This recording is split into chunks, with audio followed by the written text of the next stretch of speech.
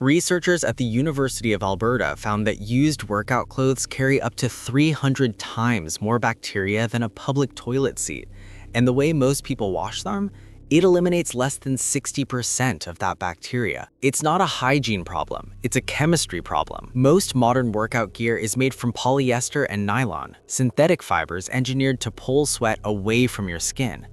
But there's a side effect nobody talks about. A 2014 study from Ghent University in Belgium, published in Applied and Environmental Microbiology, found that polyester fibers contain nanoscale grooves in their structure, tiny channels where bacteria like Micrococcus and Staphylococcus thrive.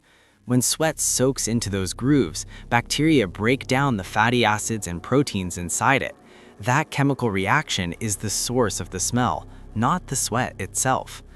And when you leave wet clothes sitting in a bag or a pile, those bacteria form something called a biofilm, a self-protective layer that standard detergent physically cannot penetrate. That's why the smell survives the wash cycle. Research from the American Society for Microbiology shows that bacteria on damp fabric can double in population every 20 minutes in an enclosed, low airflow environment. Turning your kit inside out exposes the sweat contact surface directly to air, disrupting biofilm formation before it takes hold.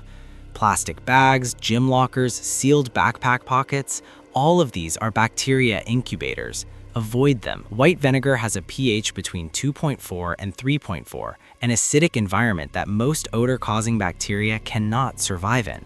A study published in the Journal of Environmental Health in 2010 found that the acetic acid in white vinegar can break down fabric biofilm up to 2.5 times more effectively than detergent alone.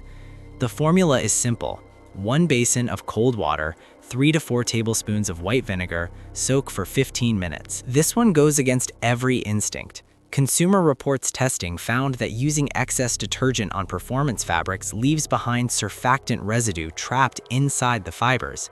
That residue becomes a food source for the next cycle of bacteria, making your clothes smell faster, not slower.